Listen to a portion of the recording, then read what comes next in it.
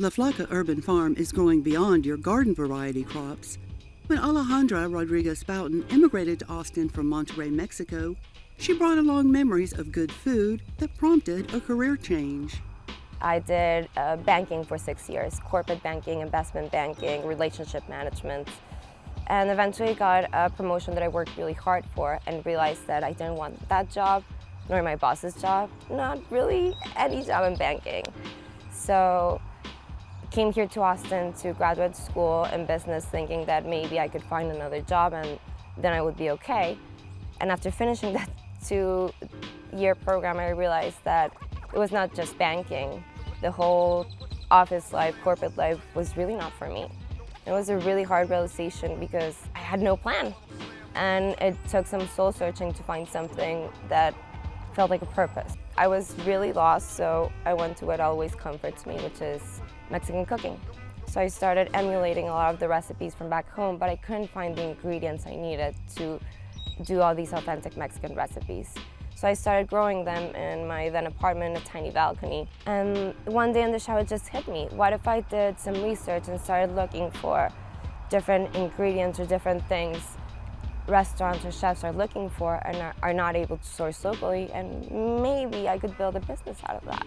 Alejandra first grounded her dreams in a half-acre lot when she and husband Ricardo Cervantes bought their small house in southwest Austin.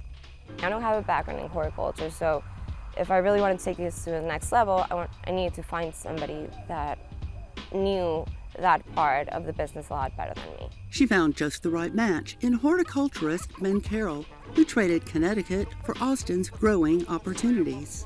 To get this place up and running, and we had a very short timeline or we were going to run out of money, we had to pull out the grass, move around 120 cubic yards of compost, mulch, soil, mostly by hand, in the middle of summer.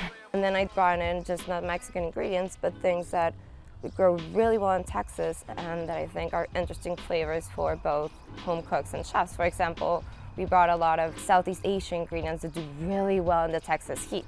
Vietnamese coriander is subtropical, coming from Vietnam in the Southeast Asian area, also known as rodram. The way that it grows itself is very mint-like in the way that it clumps and then makes new plants via stolons and rhizomes. Right now we're early in the spring and early in its season, which is funny because it's right around the same time that cilantro, the other coriander, begins to end its season. So it's a really great substitute in that way. I took a basket of samples to a restaurant and we were smelling to all the different herbs, and the chef, one of the sous chef was Vietnamese, and when he got to the Vietnamese coriander, you can tell there was a definitely emotional reaction from it's like, oh my God, I was not expecting this, and this really brings back memories from my childhood. And for me, it's like, yeah, that's what makes all the hard work worth it. Personally, I'm an immigrant, so having all these immigrants feel at home here, for me, that has value. A lot of people give up on their cilantro plant after it bolts because they don't have many use for it. Here at the farm, we make sure that we use every single part of the plant, even when it bolts. A lot of the restaurant chefs like the different types of flowers that come off of the plant. So we make sure we cut the flowering stems often as we can to make sure that they get thicker and taller. You want to cut above a node, which is the area anywhere a crux of the plant comes out from the main stem. You can see on this plant, we actually recently cut back the stem, leaving a thicker part so that way it can rebloom out of the same stem, get thicker and taller. In front of us we have our patch of summer savory. This patch is about almost 2 years old. It's a woody perennial, similar to your thymes, rosemaries, and other woody perennial herbs. It'll grow quite strong, and about this time of the year when we get around 70 to 80 degrees, it begins to flower, which you can see here with these purple stalks. Chefs like to use the flowers because, again, it has a concentration of flavors that the herbs normally have. Here you can see it's a little different than cilantro, where we don't have a flowering bolt. These flowers actually protrude from the stems that we would normally use anyway. Savory is a really great herb that can be used with a lot of different proteins and used in a lot of different cooking techniques, including slow roasting, and one of my favorites, just on a large piece of meat, smoked slow and slow. They start plants in the garage, moving them to a shade house where they acclimate to life outdoors. Ben propagates some crops with divisions and cuttings. Others, like various hot weather peppers from regions of Mexico, they start from seed. And definitely with ethnic diversity, you see chefs that are requesting all these global ingredients that they remember from back home. Right now I'm cutting lemon basil. Also in front of me I have Tulsi Kapoor basil. And further down you can see some of our different purple and other basils, Corsican as well on the left. We grow about 14 varieties, and most of them coming from Southeast Asia, one from Africa, a couple from the European area. We really stray away from the normal basil, Genovese, that everybody sees, the large leaf Italian basil. It's not too heat tolerant. So I introduce them to chefs like, hey, you really have to try this basil or this new herb or pepper. But it also happens a lot that I get a text or email from a chef. It's like, hey, have you heard of this ingredient? For example, Fiore Tedesco from La Oca de Oro. He asked about calamint, an herb that I had never ever heard of in my life, which kind of looks like oregano but has a very distinct aroma that I would describe as a combination between basil, oregano, and thyme. Calamint grows exactly like a normal mint, like the name suggests. So it will start as a small plant and then aggressively move on with stolons and rhizomes.